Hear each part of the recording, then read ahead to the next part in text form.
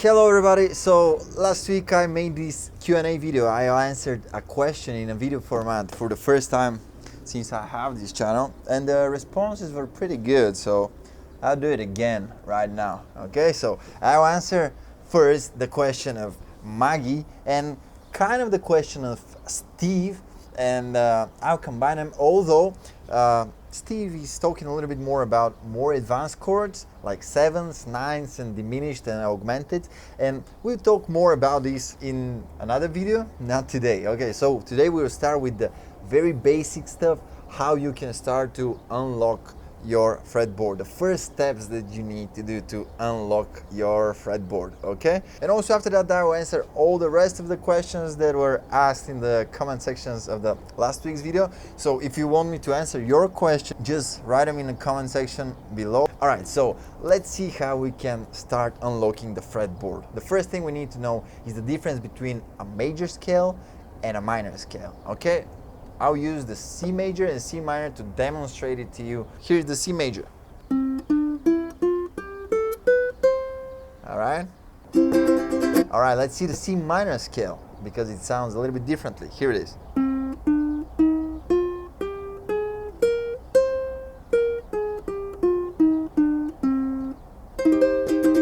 Alright, this is C minor scale. So this is the difference between the major and the minor scale. The way to build a chord, the major chord or the minor chord, the basic major and minor chord, is just by using the first, third, and fifth note. So in the major scale,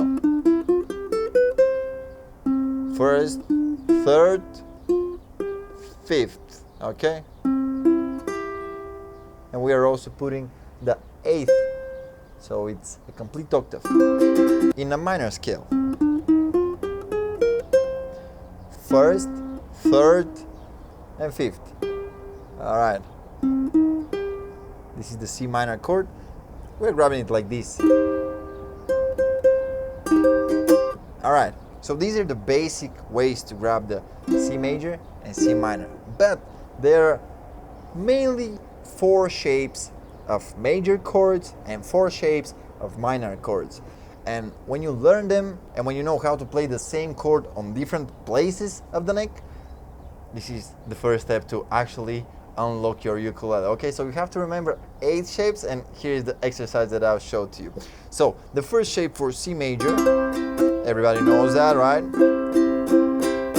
The second shape is inspired by the A major chord, but it's moved right here. All right, so you grab the C right here, and then you bar on the same fret that it's the C shape chord, and after that you put the ring and middle finger here, and this is the A shape chord.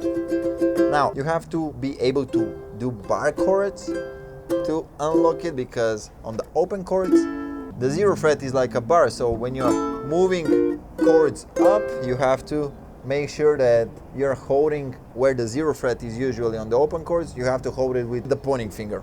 Alright, so first way to grab C major, second way to grab C major. Alright, after the A inspired chord we have the G inspired chord. So everybody knows the G chord, right? But when we move it up here, it is a C chord. You see? And actually the full way to grab it is more like this. I hope you see this. I don't know, maybe I should be a little bit closer to make you see. Now this looks a little bit more like an F shape with a bar, but actually the F chord is a G chord that is 1 fret down. Alright? So far we have first one, C shape, A shape, G shape, and the last shape we have is the D shape. All right, D shape is usually like this. When you move it up here on the 12th fret and with the pointing finger on the 10th fret, this is again the C chord, C major chord.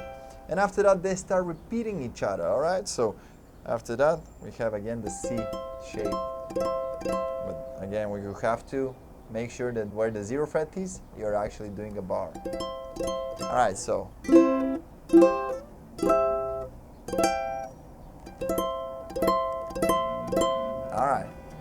And this also works for any other chord. For example, the D chord. This is the D shape, right? Okay, after the D shape, we have the C shape. After the C shape, we start with the pinkies, we bar there, and we grab the A shape. Alright? After the A shape, we skip one fret, and we go to the G shape. And after the G shape, we go again to the D shape. Now here on these higher frets, it's a little bit harder to grab it. Same goes for the minor chords. But for the minor chords, let's start with the A minor because it's the easiest minor chord. So the 4 shapes we need to know are still the same, the A, G, D, and C, okay? A minor is like this, G minor is like this, D minor is like this, and C minor is like this, okay? So, here's it. Let's start with A minor. After A, we have the G shape. So to move the G shape, we have to be like this. And also, don't forget, the 0 fret, you have to take care when you're moving the chords up. Okay, so here's it, A minor, another A minor. Okay, after the G shape, we have D shape. We're skipping this fret right here, and we go on the D shape. Now again, when you're doing D minor, the A string is open, but when you're moving it up, you have to press here, okay, to simulate the 0 fret. And after the D minor, we have the C minor shape, which is like this, and you have to take care of the open string that is in the C minor, like this. All right, so A shape, G shape, D shape, C shape. And we're doing all A minor chords like this. And after that, they start repeating. Let's try another one. Okay, let's see the E minor, for example. Okay, E minor chord. Actually, this is a D minor shape, but because the G string open is also used in the E minor chord, and just to make it easier, we're not grabbing it here. But usually, this is D minor shape. All right, so after the D shape, we go to the C shape, which is like this. All right, here it sounds almost the same, okay? After the C shape, we go to the A shape, which is like this. All right. The bar is because we're taking care of the strings that are open in the A minor, okay? And after the A shape, we're going to the G shape. All right.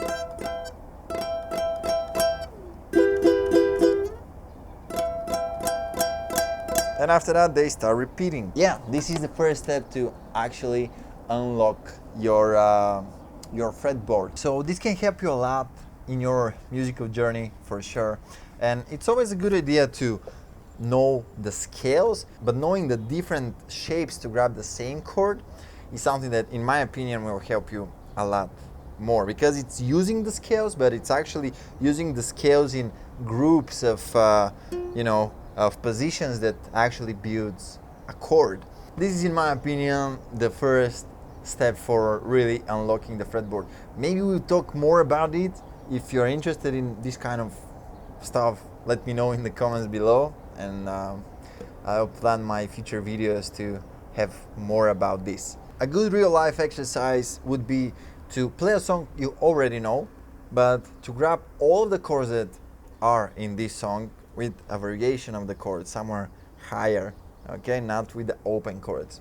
This is just a thought. If you practice with it, you'll get better at the ukulele for sure. Alright, so let's see the other questions that are easier to answer than this one. Alright, so Shelby asks, my hand issue is that they have never been independent from each other, maybe. What exercise or scales can I do? Bars are hard because both hands make the same movement. Alright, so yep, if you have not practiced, usually your both hands are doing the same thing. But here's a little exercise that you can do. Tap with one hand on your head like this, and with the other one, do a circular movement on your belly. Then tap with the left one on the belly, and with the right one, you do the circular movement on the head. This can ruin your haircut, but it's worth it. Okay, Robin asks, through your videos, I've seen you play a couple of different ukuleles. Could you please share some information about your instruments, why you choose them, what you like about them, etc. The reason why I'm doing like this is because the tripod is in front of my screen, so I have... Anyway, okay, so yeah, I have a few ukuleles. I started playing on a Soprano, Mahalo. I don't know, for those of you who are following the channel for a lot of time, probably remember the orange Mahalo that I had. It's my first ukulele. After that, when I moved to concert, I realized that it have richer sound. Here's one really big concern. The Kaka ukulele, maybe most of you are familiar with it. I have shot a lot of videos with it. What I like about it is that the strings are soft, so they're easy to bend. On this one, the strings are not that soft. It's like, oh, you have to really... And I really like the bending thing when you're doing, I don't know, when you're doing some voicings and stuff. I like to be able to bend the string and to make it sound. And also another thing that I really like about the Kakao ukulele is that it's been on an extreme weather changes with me, and this thing just stays in tune always. I don't know how it's even possible. I'm always checking if my ukulele is in tune before I record a video, and with the Kaka ukulele, I'm always amazed that in the winter when I'm recording in the mountain, it's super cold and the ukulele is just in tune. Then I get back home, it's warmer, I play the ukulele, it still stays in tune, which is amazing. I don't know how or why, but yeah, this is something that really makes me grab a certain ukulele more often, because I can rely on the tones that the ukulele is playing. Also, something that you should know is that the tenor size ukuleles like this one usually have a little bit deeper sound because of the length of the strings. If you have a soprano, I'll definitely encourage you to try out different size. Maybe start with a concert. And also, one very cool thing in my eyes is to have a low G string ukulele. The low G string gives you just a few more notes, but the whole sound of the ukulele is changed. And the last question from last week comes from Jody. Will I do another challenge on the channel? Maybe. I'm thinking about something soon, but still I don't want to expose it. Probably I'll do another challenge pretty soon, so stay tuned.